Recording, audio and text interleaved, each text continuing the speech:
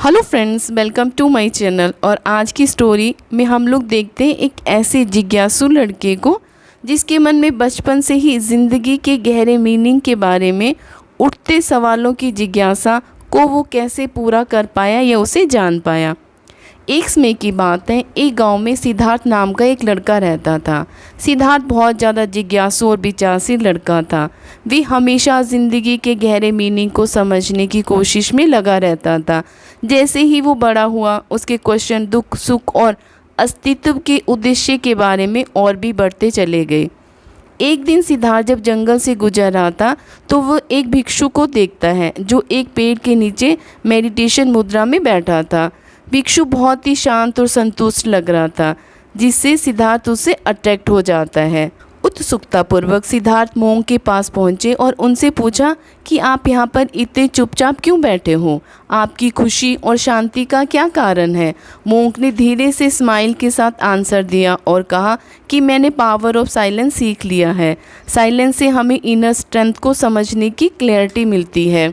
मौन हमें न केवल हमारे आसपास की बातों को सुनने की अनुमति देता है, बल्कि ये हमें हमारे दिल की आवाज़ को भी सुनने में हेल्प करता है। और अधिक जानने की जिज्ञासा में सिद्धार्थ ने पूछा, लेकिन मौन इतना शक्तिशाली कैसे हो सकता है? तब मोंक सिद्धार्थ को कहते हैं कि मैं तुम्हें अपनी स्टोरी शेयर करता हूँ।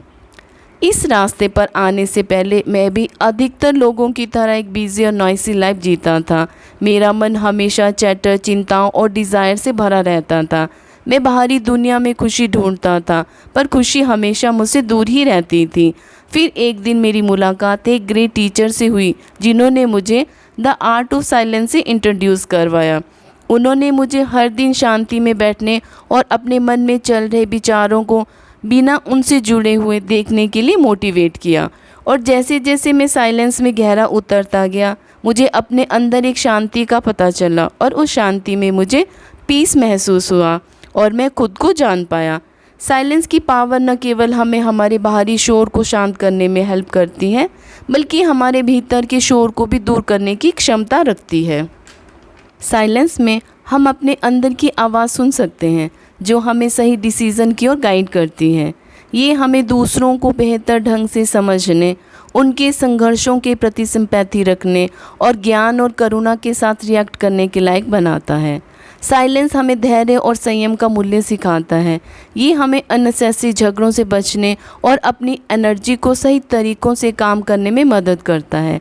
क्रोध या अपमान का सामना करने पर चुप रहकर हम नेगेटिव इमोशन को बढ़ने से रोकते हैं और अपनी इनर पीस को प्रोटेक्ट करते हैं। मौन के माध्यम से हम अपने विचारों और भावनाओं की गहराई भी समझ सकते हैं और बिना किसी जजमेंट के उनको ऑब्जर्व भी कर सकते हैं, जिससे हम सोच समझकर रिस्पॉन्ड या रिएक्ट भी कर सकते हैं। जैसे ही मोंक ने अपनी स्टोरी ख़त्म करी, सिद्धार्थ को अपने अंदर शांति की एक नई फीलिंग महसूस हुई।